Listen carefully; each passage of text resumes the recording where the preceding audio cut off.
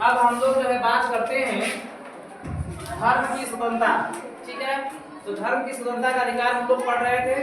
तो इसमें सबसे पहले धर्म की स्वतंत्रता का जो अधिकार है वह संविधान के अनुच्छेद जो है 25 से 28 तक है।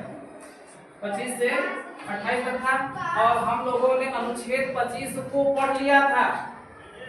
ठीक है, 25 को पढ़ने के लिए आपको प्लेलिस्ट में जाकर के इसका जो 9वां भाग है पार्ट 9 उस 9वें भाग को देखना होगा। इसके बाद जब इसको देखिएगा तो समझ में आएगा।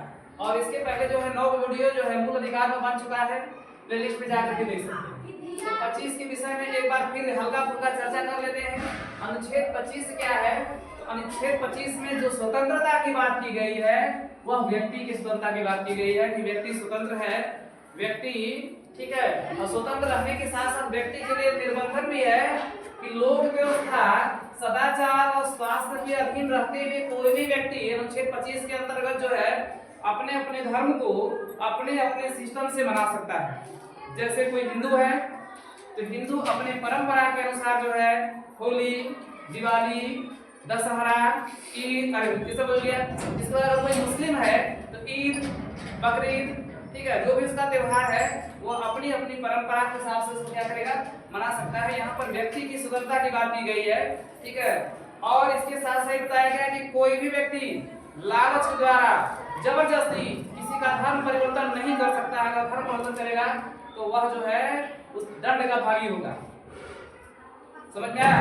इसका भी जो है ध्यान देना है। और समूह में भी धर्म परिवर्तन, बहुत से ज्यादा संख्या में कोई किसी का धर्म परिवर्तन नहीं करेगा, अपने धर्म का प्रचार करेगा जरूर। ठीक है, जिसको मन करेगा अपना व्यक्ति अपना कोई धर्म अपना सकता है, नहीं अपना सकता, वो व्यक्ति के ऊपर डिपेंड करता है। लेकिन कोई व्यक्ति किसी को बहला फुसला करके, किसी को पैसा दे करके उसका धर्म परिवर्तन नहीं कर सकता है।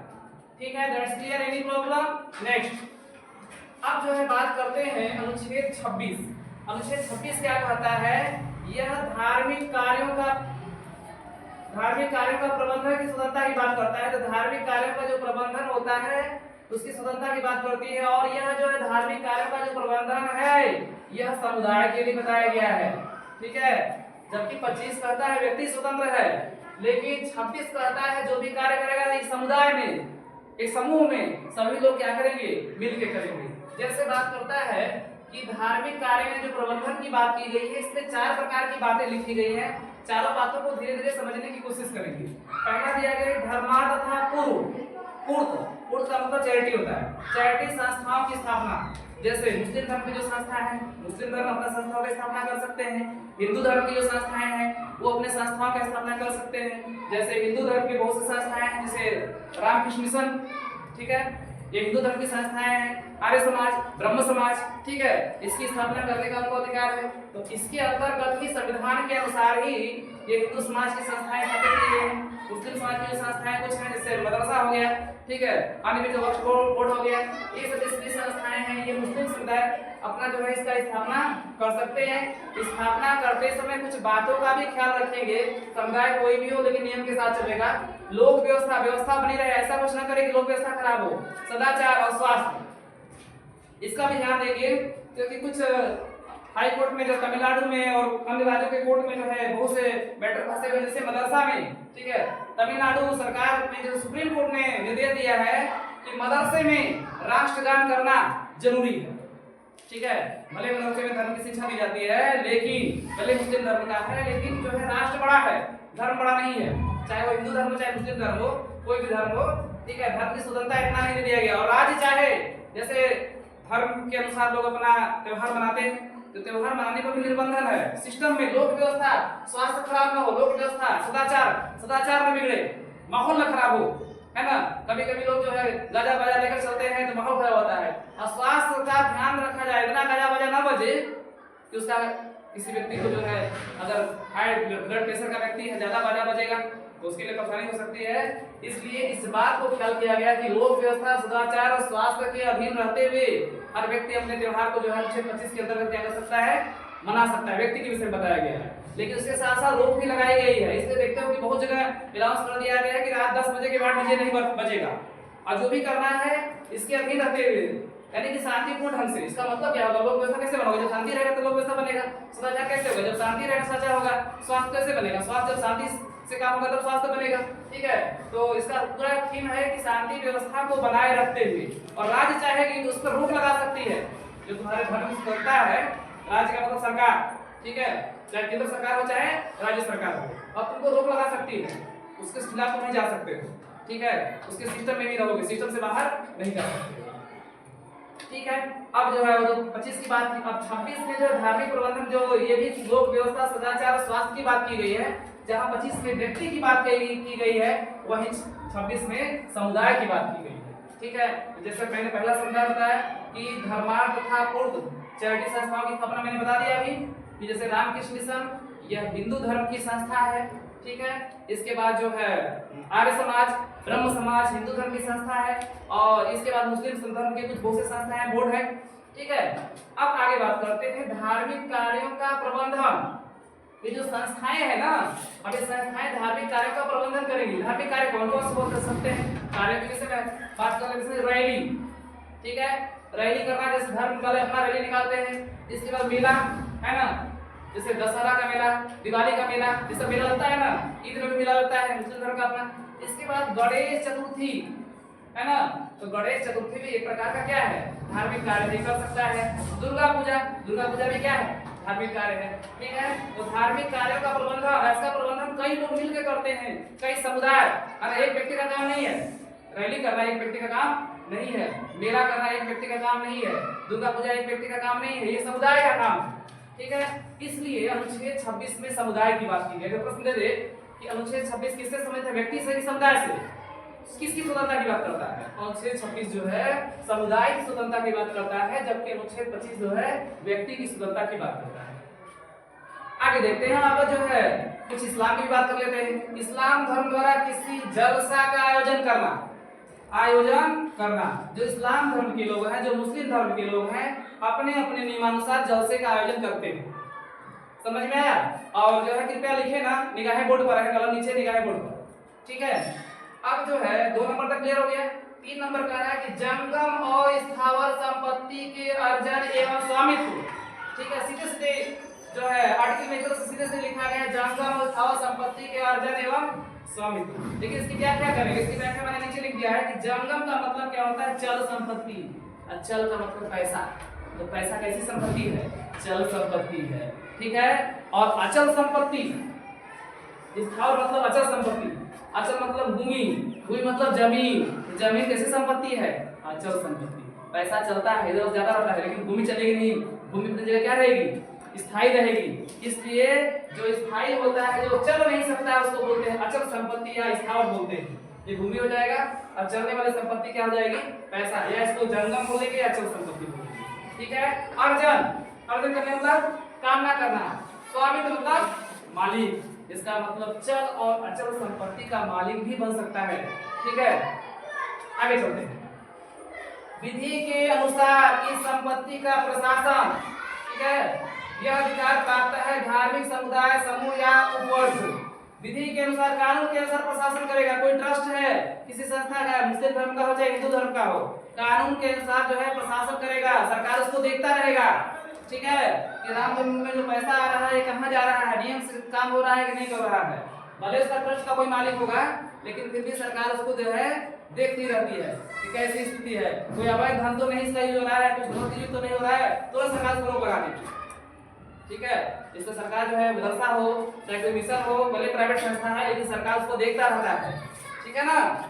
जो है धार्मिक समुदाय या समूह या उपवर्ग के लिए करा गया। अब जो है कुछ क्वेश्चंस में देख लेते हैं। अनुच्छेद 26 में धार्मिक कार्यों का प्रबंधन किसे प्राप्त है, ठीक है। अनुच्छेद 26 कहता है कि धार्मिक कार्यों का प्रबंधन किसे प्राप्त है। पहला ऑप्शन है व्यक्ति को प्राप्त है, नागरिक को प्राप्त है, धार्मिक समूह को है, फिर सभी को है।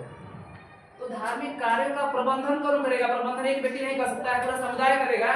इसलिए इसका ऑप्शन नंबर सी सही होगा, धार्मिक समूह करेगा, या इसको बोल सकते हैं समुदाय बोल सकते हैं, ठीक है, या इसको बोल सकते हैं उपवर्ग बोल सकते हैं, उपवर्ग। इसका मतलब ऑप्शन नंबर सी सही होगा। अनुच्छेद 26 में धार्मिक कार्यों का प्रबंधन कौन करेगा, तो धार्मिक समूह करेगा, समूह को या समुदाय कर सकता है, ऊपर कर सकता है, नहीं ये समूह कर सकता है। एक व्यक्ति के बस की बाहर बात नहीं है अनुच्छेद 26, जबकि अनुच्छेद 25 जो है व्यक्ति के विषय बताता है, जबकि 26 जो है व्यक्ति के विषय बात नहीं करता है। ये सबको लेकर चलता है, ठीक है।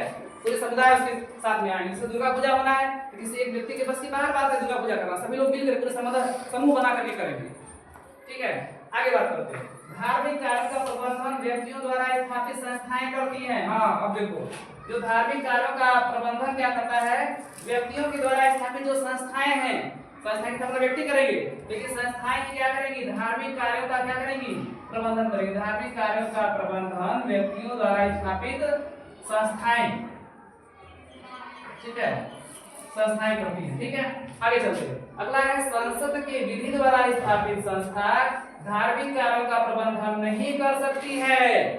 संसद के नियम से, कानून के द्वारा अगर कोई चीज बनाया जाता है तो उस धार्मिक कार्यों का प्रबंधन स्वयं संस्था नहीं कर सकती है, ठीक है। अब जो है मामला चलते हैं एएमयू, बात करते हैं। एएमयू का मतलब क्या होता है, अलीगढ़ मुस्लिम यूनिवर्सिटी, यानी हिंदी में बोलेंगे अलीगढ़ मुस्लिम विश्वविद्यालय। क्या अलीगढ़ मुस्लिम विश्वविद्यालय सिर्फ मुस्लिमों के लिए बना है?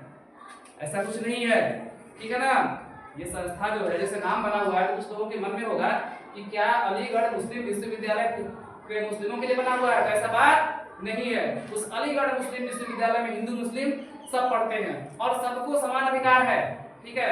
किसी मुस्लिम समुदाय को शक्ति नहीं दी गई है कि अलीगढ़ मुस्लिम विश्वविद्यालय उसके अंडर करने का, भले मुस्लिम समुदाय ने उसके तहत किया हो, व्यक्ति ने स्थापना किया हो।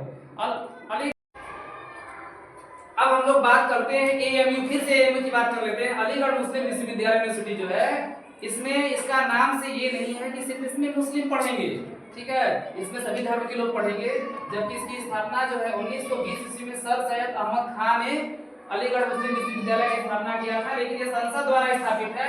सबसे पहले अलीगढ़ मुस्लिम विश्वविद्यालय की कुछ हिस्ट्री देख लेते हैं। यह उत्तर प्रदेश के अलीगढ़ जिले में स्थित है, ठीक है। ये बहुत अच्छा विश्वविद्यालय है, भारत के टॉप 10 विश्वविद्यालय में से एक माना जाता है इसको। अब जो है मोहम्मद इंग्लो ओरिएंटल कॉलेज, मोहम्मद इंग्लो जो ओरिएंटल कॉलेज है, इसकी स्थापना 7 जनवरी 1877 ईस्वी को हुई थी और यही कॉलेज आगे चलकर के विश्वविद्यालय बन गया। क्या बन गया?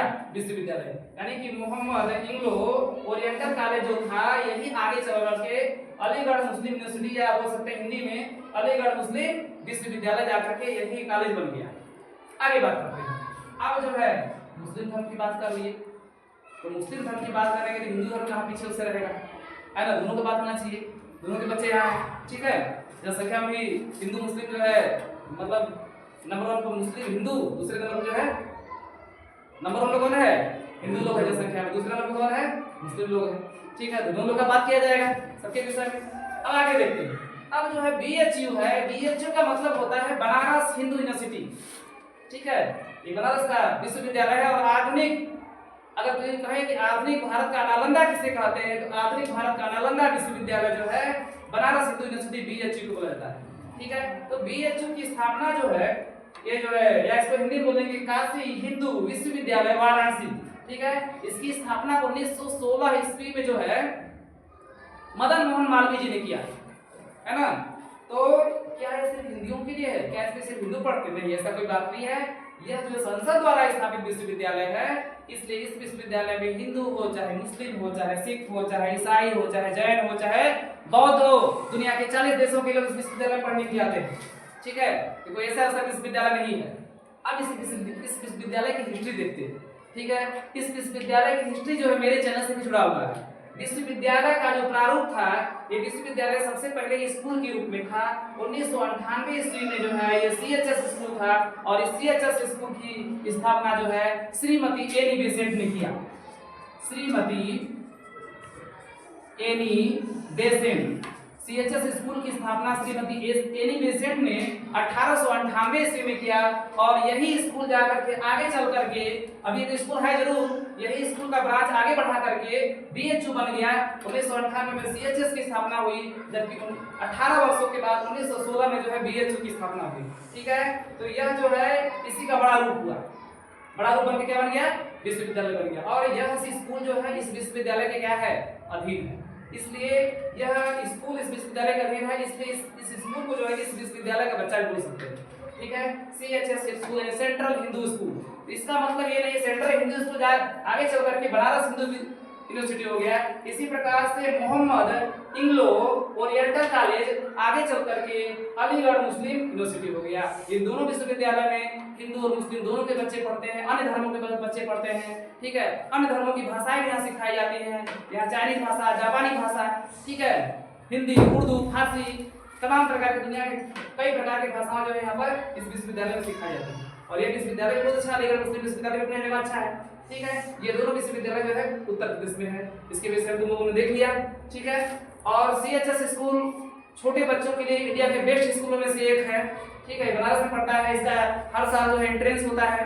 इसकी एंट्रेंस की जो परीक्षा का जो समय होता है, यह फार्म लगभग फरवरी के लास्ट में निकलेगा या मार्च के फर्स्ट वीक में, और परीक्षा जो है अप्रैल में होता है। ठीक है, अब अप्रैल के लास्ट में और मई के फर्स्ट वीक में, और इसके बाद 15 मई के आसपास जो इसका लगभग रिजल्ट आ जाता है, और 20 से 25 या 26 जून तक इसका एडमिशन हो जाता है। आज के लिए बस इतना ही बेसिक जानकारी।